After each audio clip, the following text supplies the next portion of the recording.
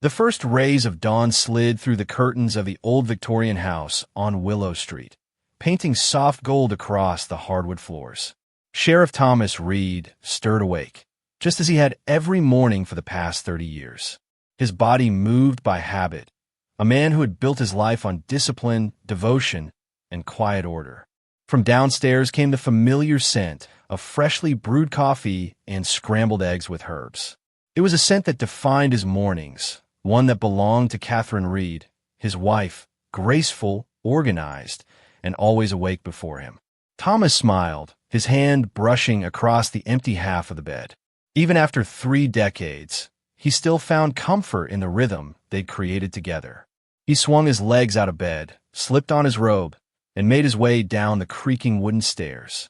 The Reeds' home stood like a museum of their shared years. Framed photographs of charity galas, county fairs, and community events lined the hallway. To everyone in Maple Hollow, Colorado, Thomas and Catherine were the picture of perfection, the town's most respected couple. When he stepped into the kitchen, Catherine stood at the stove in a pale silk robe, her blonde hair pulled neatly into a low bun. At 57, she still carried the kind of quiet beauty that made people stop mid-conversation. Her movements were calm and precise, every gesture speaking of elegance learned, not inherited. "Good morning, sweetheart," she said, her voice light as the morning sunlight. "Morning," Thomas replied, leaning in to kiss her cheek. "You're up early again." "I couldn't sleep," she said with a soft smile. "I wanted to finish the composition for tonight's charity event before breakfast." He nodded, taking a seat at the table by the veranda. "Ah, the big night at the library. Can't believe it's already here." Catherine poured 2 cups of coffee, the smell rich and comforting. She had always been the meticulous one, the kind of woman who color-coded her planner and sent thank-you card before the mailman even returned to his route. To Thomas, she was everything his job wasn't: order, beauty, grace. They ate together as the town slowly came to life outside. The distant hum of a pickup truck, the bark of a neighbor's dog, the faint chime of the church bell signaling 6 o'clock. Maple Hollow was small, barely a few thousand souls, but Thomas liked it that way. After 30 years on the force, he'd learned that peace was rare, and when you found it, you held on tight. Between bites of toast, Thomas mentioned his deputy, Sam Miller, who'd been asking about Catherine's secret to staying young. She chuckled softly, stirring her coffee. "Tell him it's simple. Marry someone who still looks at you like you're a miracle." He laughed. "You sure you're not running for mayor? You've got the town wrapped around your finger." "Please," she said playfully. "I'd rather run the garden club." He smiled, but noticed something, the faint tension in her expression, the way her eyes darted toward the window for just a second too long.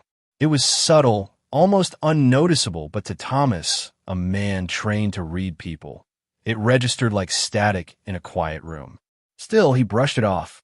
They'd both been busy preparing for tonight's event. Catherine managing the donors, him handling the logistics. Stress was normal.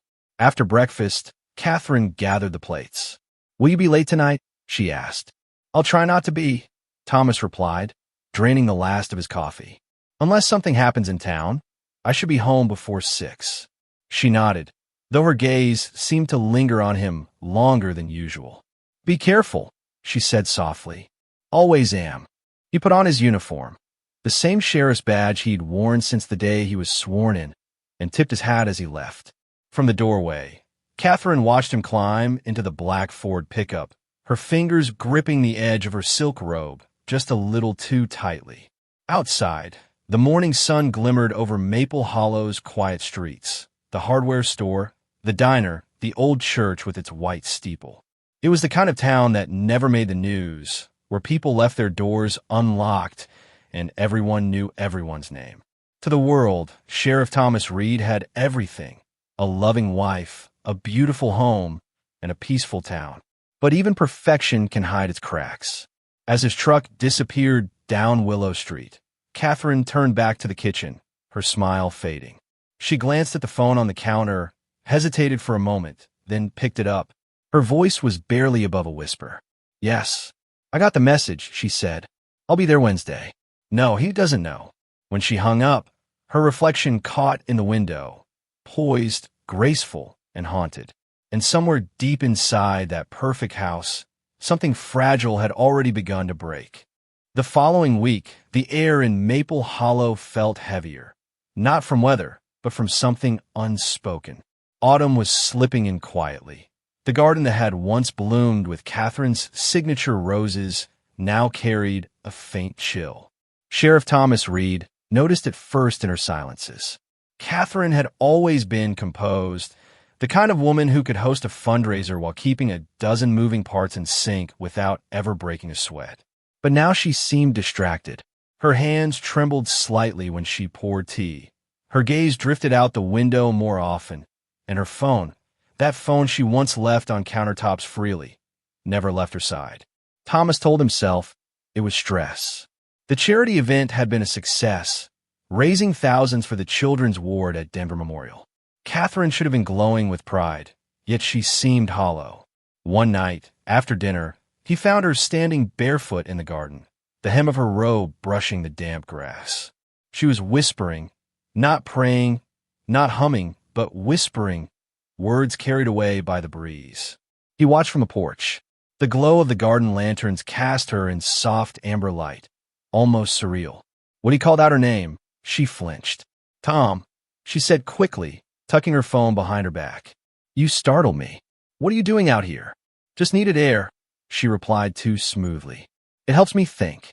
He nodded, pretending not to notice the phone. "Thinking about what?" "The next fundraiser," she said with a forced smile. "Always another project, you know me." But her voice lacked its usual warmth. As he walked back inside, a cold unease began to crawl beneath his skin, the kind that every cop learns not to ignore. Something was wrong. The next morning at the sheriff's station, Thomas tried to bury himself in work. Maple Hollow didn't get much crime. The occasional burglary, a drunk driver, maybe a teenager caught trespassing. But today even the routine felt heavy. His longtime deputy, Sam Miller, leaned against the doorway with 2 steaming mugs. "You look like hell, boss," Sam said. "Trouble at home?" Thomas smirked. "You ever seen Catherine in trouble in the same room?" Sam laughed, setting the coffee down. "Then it must be you, huh?" "Probably." Thomas forced a chuckle, but his eyes betrayed the worry. "She's been off lately. Calls I can't explain. Trips to Denver she barely mentions. I don't know. Maybe I'm just imagining things." Sam's grin faded. "Instincts don't lie, Tom. You of all people should know that." Thomas nodded but said nothing. He'd built his entire career on gut instinct, and that gut was screaming at him now. That evening, Catherine announced she'd be meeting a client in town. She didn't say who, just that it was for a design consultation. "Wanting to drop you off?" Thomas asked casually. She shook her head. "No need. It's just at the Riverside Cafe." "I'll walk." The Riverside Cafe was only a few blocks away, yet she left early and didn't return for nearly 3 hours. When she came home, her cheeks were flushed, her hair slightly disheveled. Not from the wind, but from something heavier. "How was the meeting?" he asked. "Fine," she said quickly, avoiding eye contact. "It ran late." He nodded. "You didn't call." "I didn't think I needed to," she replied softly. "You've never asked me to before." The answer stung more than he expected. That night, while she slept beside him, he stared at the ceiling, tracing patterns in the shadows. For the first time in years, Thomas felt like a stranger in his own house, like the walls were listening, like the air itself was holding a secret. 2 days later, at a neighborhood barbecue hosted by Dr. Jack Morrison and his wife, Susan, Catherine was her radiant self again, or at least she played the part flawlessly. She laughed, poured wine, and chatted about art exhibitions in Denver. To anyone else, she was the same charming woman she'd always been. But Thomas watched her closely. The moments between her smiles lingered too long. Her phone buzzed once, and she excused herself to the garden again. Jack caught Thomas's uneasy expression. "She okay?" he asked quietly. "Probably just tired," Thomas said. "It's been a long month." But Jack's eyes told him he wasn't buying it. As a doctor, Jack had seen enough to recognize the signs of strain, the kind that wasn't physical. When Catherine returned, she looked pale. Her hands trembled as she reached for her glass. "It was just a client," she said before anyone could ask. Thomas forced a smile, but his stomach churned. That night, back home, he found her on the porch again. Phone pressed to her ear, speaking in low tones. Yes, I understand. I'll take care of it. He doesn't know. Thomas's chest tightened. When she noticed him, she ended the call abruptly. Who was that? He asked. Catherine hesitated for half a heartbeat. A supplier. For the floral arrangements next month. Floral arrangements that call at midnight. Her lips curved into a soft, practiced smile. The kind that once charmed him, but now felt like a wall. Some clients never sleep. She walked past him gently, her perfume lingering in the air. Thomas stood there in the dark, staring at the empty garden where the whispers had started, realizing that sometimes the quietest places hide the loudest lies. It was a Friday afternoon when the call came, the moment that cracked the illusion of calm in the Reed household. Sheriff Thomas Reed was home early for once. He'd promised Catherine they'd spend the evening together. Dinner, a movie, something simple. The house was unusually still. Catherine was upstairs in the shower, the faint hum of running water echoing through the floorboards. Then the phone rang. The landline, the one almost no one used anymore. Thomas hesitated before answering. Reed residence, he said, his voice steady. A man's voice replied, quiet but urgent. Is this Mrs. Reed? This is her husband, Thomas said, straightening in his chair. Who's calling? There was silence on the other end. Not the casual kind, but the heavy, dangerous kind. Then, abruptly, the man stammered, I'm sorry, wrong number, and hung up. Thomas stared at the receiver, the dial tone buzzing in his ear. His instincts, the same ones that had guided him through 2 decades of interrogations and late-night crime scenes, fired to life. That voice wasn't random. It was nervous, controlled. He replayed the words in his mind. Is this Mrs. Reed? I have the results. Results. That single word burned into him. Medical? Financial? Something else? Upstairs, he could hear the water shut off. Catherine hummed faintly, the same tune she always sang after a shower. For a moment, he considered letting it go. But then he remembered all the late-night calls, the whispers, the trips to Denver that never quite added up. When she came down, her hair wrapped in a towel, Thomas was sitting at the kitchen table, the phone still in front of him. Someone called for you, he said casually. Her hand froze mid-motion. Who was it? Didn't say. Asked if this was Mrs. Reed. Mentioned something about results. Then hung up. Catherine's eyes flickered, just for a second before she smiled. Probably a telemarketer. They've been calling nonstop lately. He tilted his head. Telemarketers asking about results?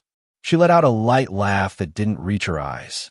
Oh, Thomas, you're overthinking again. Maybe it was a florist order. I told them to confirm the delivery dates. He forced a smile, but his gut tightened. Right.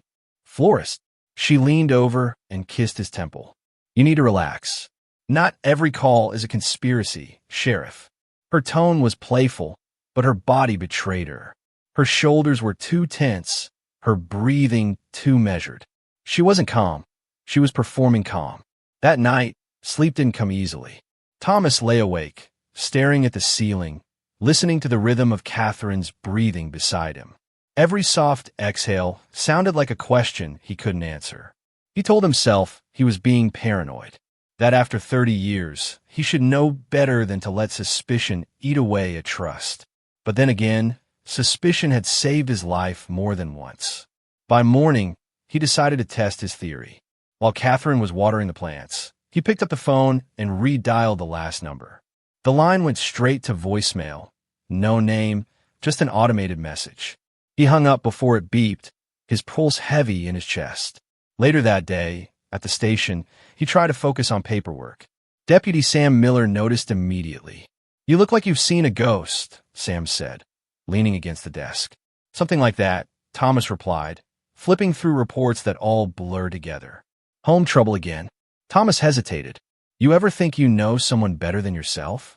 And then one day, something small, a call, a look, makes you realize maybe you don't. Sam frowned. Catherine. Thomas didn't answer. He didn't have to. That evening, Catherine cooked his favorite, roast chicken with rosemary. She was attentive, cheerful even, as if trying to erase the unease with domestic comfort. "You've been quiet," she said, pouring him a glass of wine. "Just tired," he replied. "Anything happen at work?" He hesitated. "Got a call today from a man asking for you."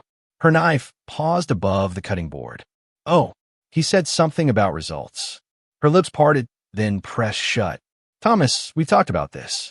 You can't let the job make you suspicious of everyone, even me."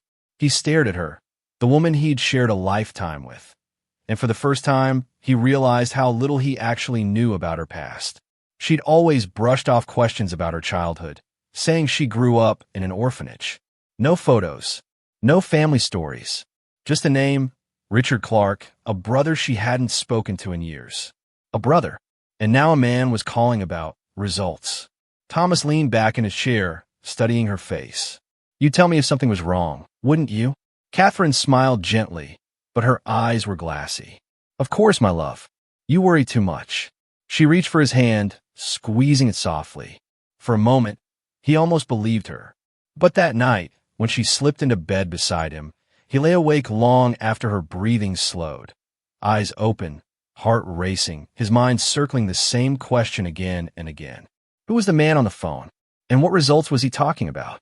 Outside, the wind rustled through the rose bushes, whispering against the glass like a warning. And deep down, Sheriff Thomas Reed knew something was coming. Something that would shatter the life he thought was perfect. Sunday morning arrived, wrapped in silence. The late October air carried the faint scent of rain, and the clouds hung low over Maple Hollow, pressing down on the town like an unfinished thought. Sheriff Thomas Reed woke to the rustle of papers and the faint sound of footsteps downstairs. He reached for Catherine's side of the bed. Empty, cool.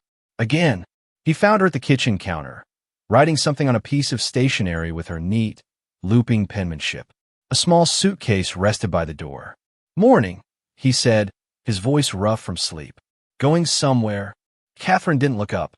"Just a quick trip to Denver," she said, folding the note carefully. "The supplier called. They made a mistake with the floral arrangements for next month's fundraiser. I need to sort it out in person." Thomas frowned. "Denver? That's 2 hours away. Why not just call?" She smiled faintly, slipping the note under the salt shaker. "You can't fix everything over the phone, darling. I'll be back before dinner." He nodded slowly. "At least let me drive you." "No, it's fine." Her tone was soft, but firm, rehearsed. "You have work, and I'll be back before you know it." Something in her calmness unsettled him. Catherine wasn't the spontaneous type. Every part of her life was color-coded, scheduled, and timed down to the minute. But this trip, the suddenness, the secrecy, didn't fit. As she walked out the door, her heels clicked against the wooden floor, echoing through the empty house like punctuation marks on an unfinished sentence. That afternoon, Thomas tried to lose himself in work. He met with the town treasurer, reviewed patrol reports, even handled a noise complaint from Mrs. Parker, Maple Hollow's self-appointed neighborhood watch. But no amount of small-town routine could silence the nagging thought that followed him. She's hiding something. By 5 o'clock, Catherine still hadn't returned. The dinner she'd left in the oven had gone cold. Her phone rang twice, then went to voicemail. When she finally walked through the door at 6:30, her cheeks were flushed from the cold, and she carried a bouquet of fresh lilies, her favorite. "You didn't call," he said, standing in the doorway. She set the flowers down. "I didn't want to worry you. Everything went fine. You could have texted." She smiled faintly. "Thomas, please. It was just a last-minute errand." He nodded, though the words sat heavy in his chest. "You were gone over 7 hours. The store was busy." He studied her, the faint tremor in her hands, the tiny smear of makeup under her eyes, the way her coat smelled faintly of antiseptic, not perfume. Something about her story didn't fit. That night, Maple Hollow's annual charity gala filled the town library. Catherine was the center of it all, poised, graceful, radiant in a navy gown. She smiled, laughed, and charmed every guest in the room. To everyone else, she was the picture of serenity. To Thomas, she was a stranger hiding behind smile. Dr. Jack Morrison, his longtime friend and neighbor, clapped him on the shoulder. "Your wife's a marvel, Tom. She's raised half the county's budget tonight." "Yeah," Thomas said quietly. She always does. He tried to focus on the speeches, the chatter, the applause, but his gaze never left Catherine. Once, he caught her stepping aside to take a phone call, her back turned to the crowd, her expression tight and private. When she returned, her smile was perfect again, but her eyes were red.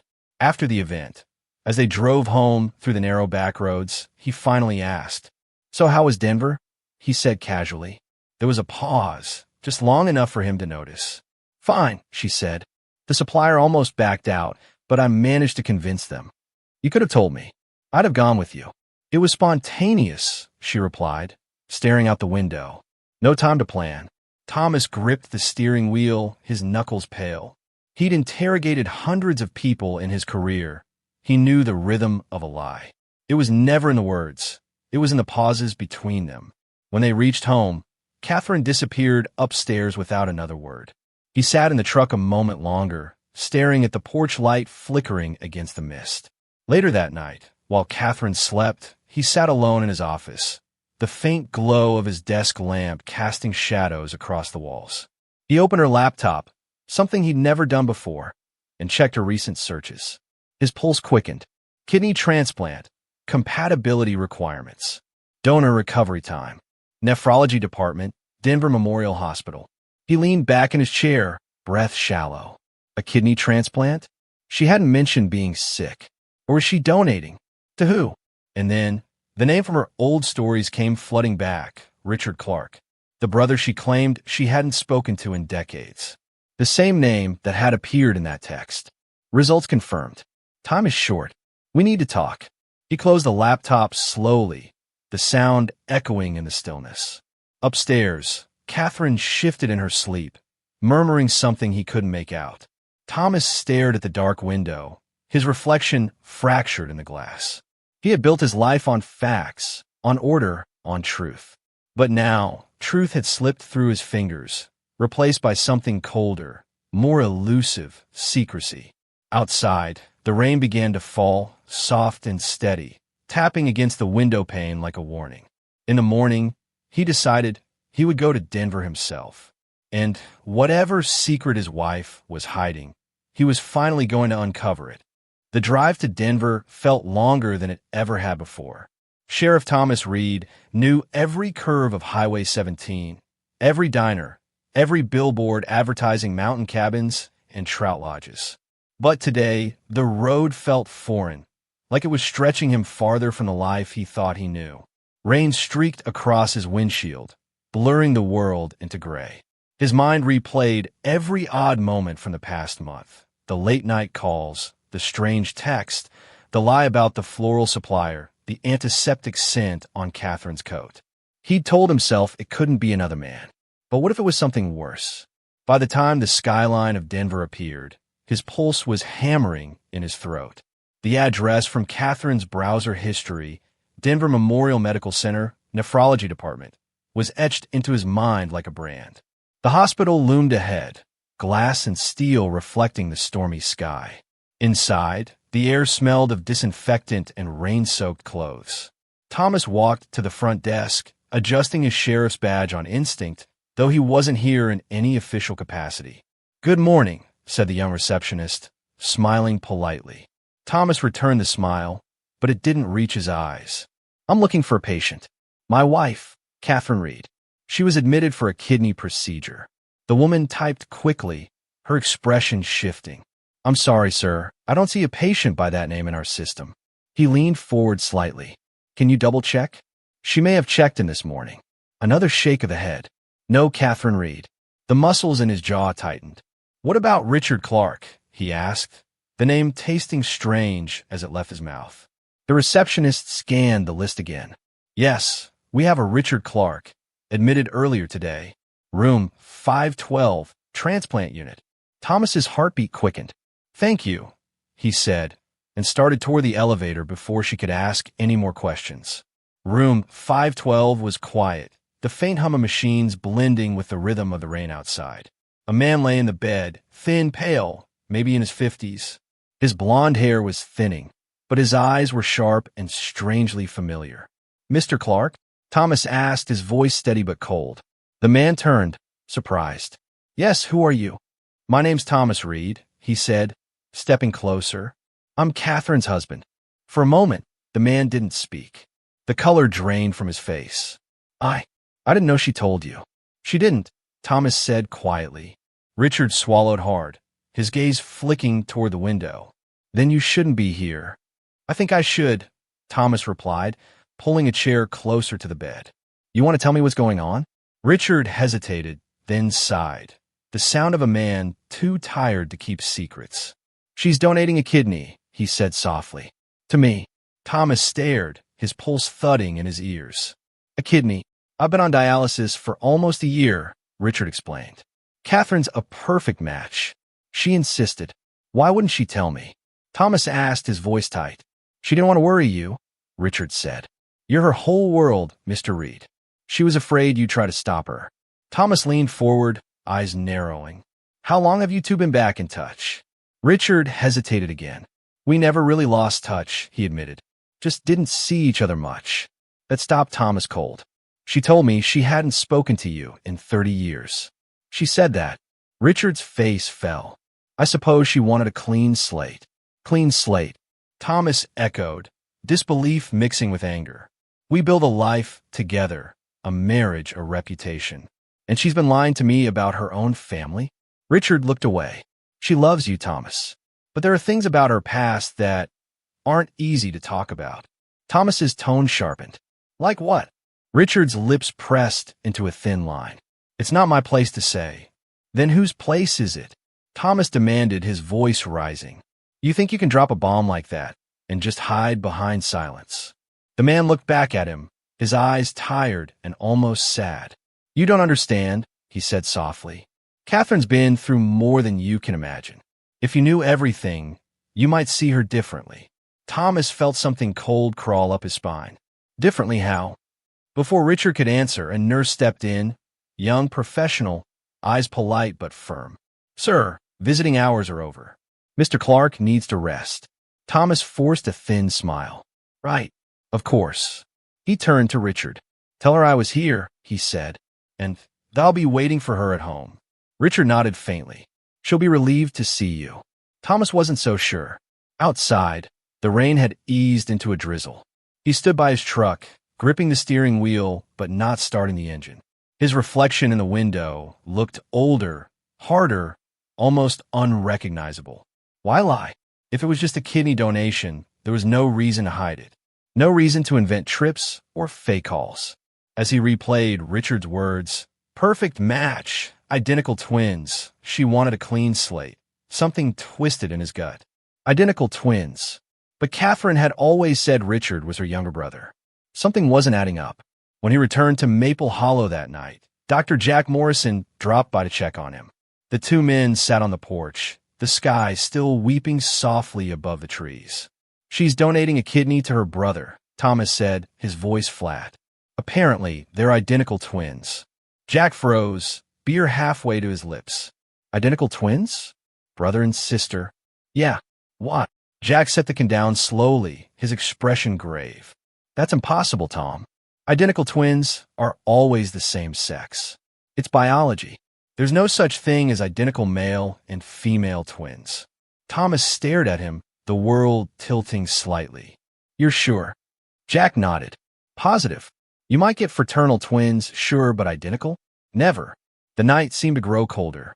The crickets went silent, as if even they were listening. Thomas didn't sleep that night.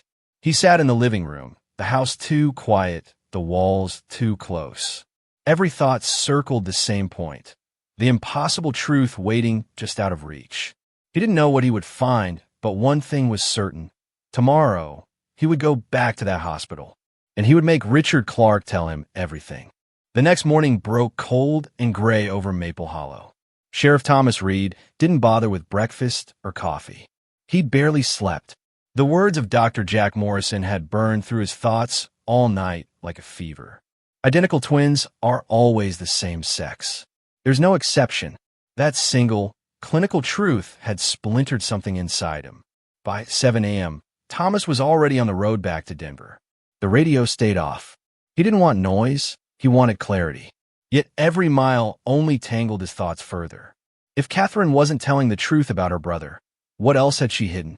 And if she was lying, then who exactly was the man in room 512? The hospital looked different in daylight, less intimidating, more sterile. Thomas moved through the halls with the quiet authority of a man who'd spent his life commanding respect. He flashed his badge out of habit when the receptionist asked questions. "Sheriff Reed, Maple County," he said simply, following up on a matter.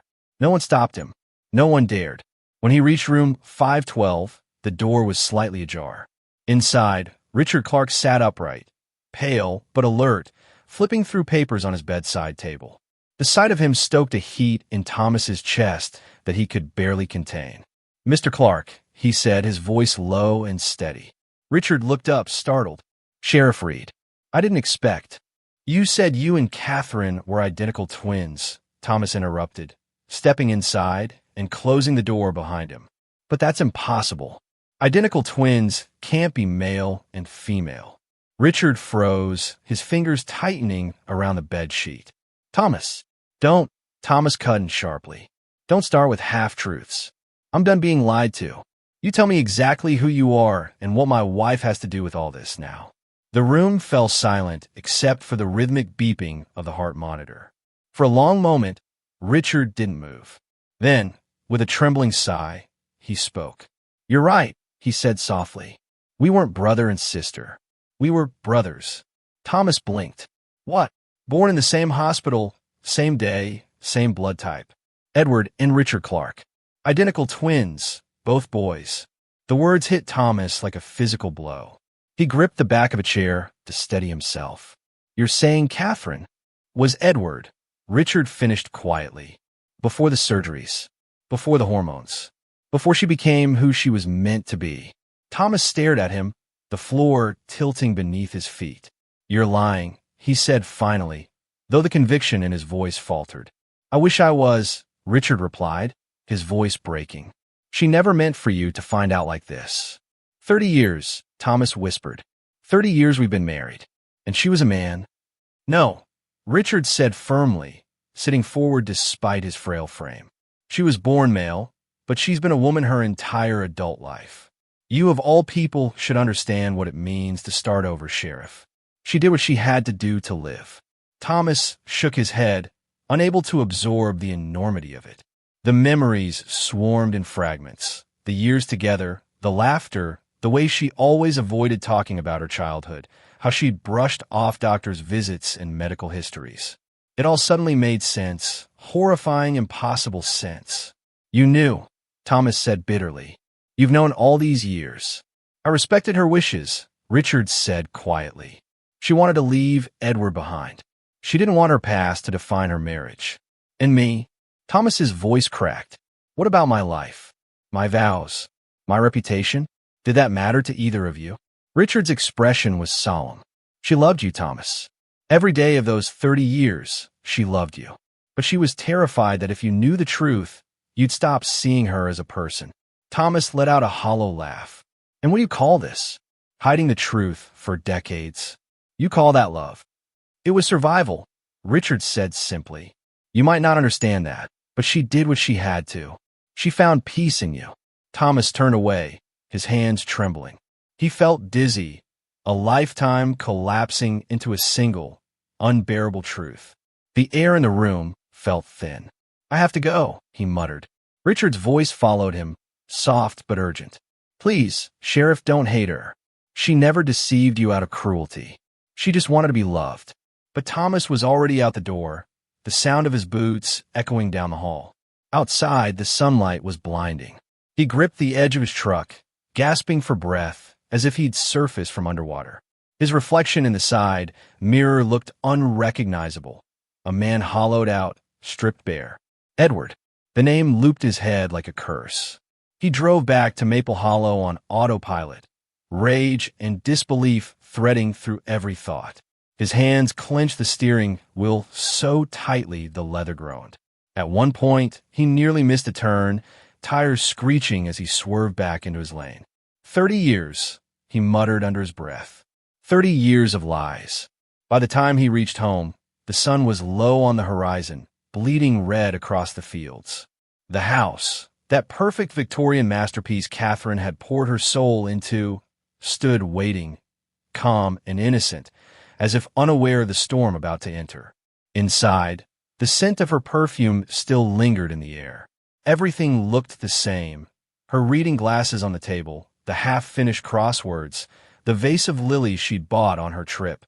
Thomas stood in the doorway, his jaw set, eyes burning.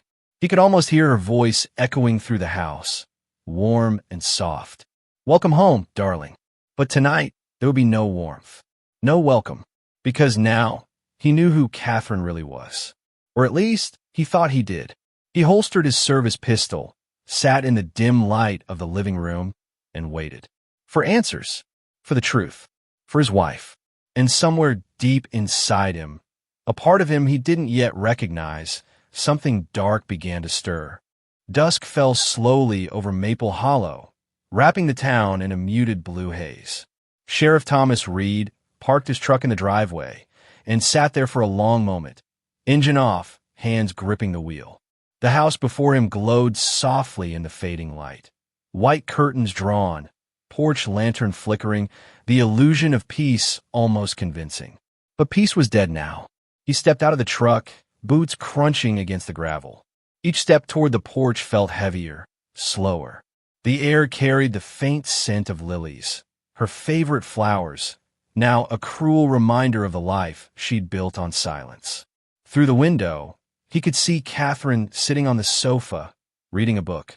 She looked calm, almost fragile in her nightgown, as though the world outside her walls no longer existed. For one fleeting second, Thomas felt an ache of love, confusion, and disbelief all tangled together. Then the anger returned. He pushed the door open. The hinges groaned, that familiar sound echoing through the quiet house. Catherine looked up, startled, but her face softened instantly. "You're home early," she said. "I was just—" "Save it," he interrupted. His voice was low, trembling. "We need to talk." Her smile faltered. She set the book aside, her fingers tracing the edge of the cushion as if grounding herself. "What's wrong? You tell me." He stepped closer. "I went to Denver." She froze. You what?" "I went to the hospital," Thomas said, each word cutting through the room like a blade. "I spoke to your brother. Or should I say, your twin?" Catherine's face went pale. "Thomas, please." "I know the truth," he snapped. "You weren't born Catherine, were you?" Her lips parted, but no sound came out. He continued, voice rising. "You were Edward. Edward Clark. 2 brothers, not brother and sister." Tears welled in her eyes, but she didn't deny it. She looked at him, the man she had shared her life with, and saw the fury she'd always feared. "Yes," she whispered at last. "It's true." Thomas felt the room spin. 30 years, he said, his voice breaking. 30 years you let me live a lie." "I didn't lie," she said softly, her tone trembling but firm. "I just didn't tell you something that no longer mattered." "No longer mattered?" His hand clenched. "You think it doesn't matter that my wife was—" He stopped, the word choking in his throat. "A man." "I was never a man inside," Catherine said, stepping forward, tears spilling freely now. "I was born in the wrong body, Thomas. I changed that before you ever met me. I became who I truly was. I loved you as a woman, because that's what I am." Thomas shook his head, disbelief etched into every line of his face. "You deceived me. You deceived everyone."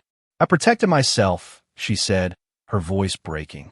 "You don't know what it was like back then, to live with that secret, to be treated as something less than human. You gave me safety, and I gave you love. Isn't that what marriage is?" He stared at her, trembling with something deeper than rage. Humiliation, confusion, betrayal. "You should have told me the truth." "I wanted to," she said quietly. "So many times. But how do you tell a man you love something you know will destroy him?" "By trusting him," he said bitterly. A thick silence filled the room. The old clock ticked in a corner, steady and cruel. Outside, thunder rumbled faintly in the distance. Finally, Catherine whispered, "I never wanted to hurt you." "Then why does it feel like my whole life was a joke?" Thomas's voice cracked. "You think anyone will believe I didn't know? That the sheriff of Maple Hollow lived 30 years with someone like—" Don't finish that sentence, she said sharply, a flash of pain in her voice. He fell silent, but his breathing was uneven, his hand unconsciously brushing the holster at his hip. A habit more than a threat, but she noticed. "Thomas," she said softly, eyes wide with fear. "Please put the gun away." He looked down as if seeing it for the first time. His service weapon, cold and heavy, gleamed under the lamp's light. His voice trembled. "I don't even know who you are anymore. I'm the same person you fell in love with," she said, inching closer.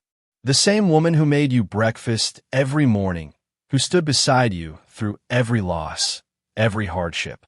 That hasn't changed." "Everything's changed," he shouted, the sound shattering the stillness. "My wife is dead.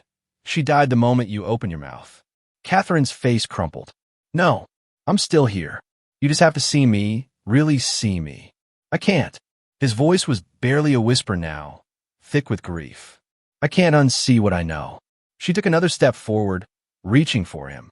"Thomas, please. You loved me once. You still do. Don't let this." A sudden bang echoed outside, sharp, violent. A firecracker. The neighborhood kids celebrating early for Halloween. But for Thomas, trained by decades of instinct, it was the sound of a gunshot. His body reacted before his mind could stop it. His finger twitched. The pistol fired. The echo filled the house, bouncing off the walls like a scream. Catherine staggered back, her eyes wide with shock. A red bloom spread across her chest, dark against the pale fabric of her nightgown. Thomas's breath caught. "No, no, God, no." He dropped the gun and ran to her, catching her before she hit the floor. Her blood was warm against his hands, her body trembling in his arms. "Catherine, please stay with me," he choked out. "I didn't mean to. I swear to God, I didn't mean to." Her lips moved faintly. He leaned closer. "I know," she whispered. "I know, my love." And then she went still. The world collapsed around him. The house, the walls, the ticking clock. All of it blurred into nothing but the sound of his own broken sobs. He dialed 911 with shaking hands, his voice trembling as he said the words that would end his life forever. "My wife's been shot. Please, please hurry." When the deputies arrived minutes later, they found Sheriff Thomas Reed kneeling on the floor, cradling his wife's lifeless body, whispering her name over and over. He didn't resist when they took him away. He didn't speak as they read him his rights. And when they asked what had happened, he said the only truth he had left. "It was an accident.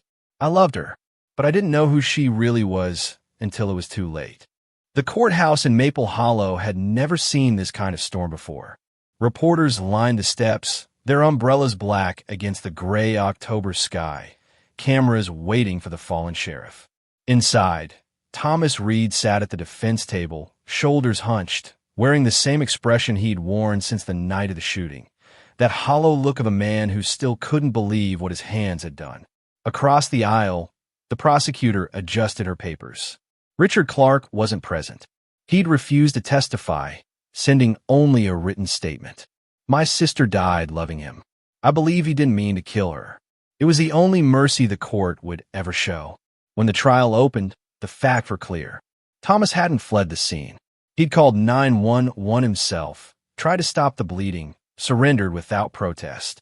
The state charged him with manslaughter instead of murder, acknowledging what everyone in town already whispered, that the killing was a tragedy, not a premeditated act. But the whispers didn't stop there. For weeks, Maple Hollow turned into a courtroom of its own, coffee shop gossips dissecting every rumor, every headline. The sheriff's wife was a man, one voice would say. He didn't know. Another would answer in disbelief. The town that once adored him now avoided his name. The badge he'd worn for 30 years was stripped from him in a single afternoon. When Detective Loris Ford took the stand, she described the scene in measured tones. The single gunshot, the smell of cordite, the blood on his uniform. "He was kneeling on the floor when we arrived," she said.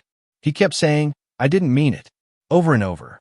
The prosecution argued that the shooting was fueled by anger, by humiliation, by the sudden discovery of a secret he couldn't bear.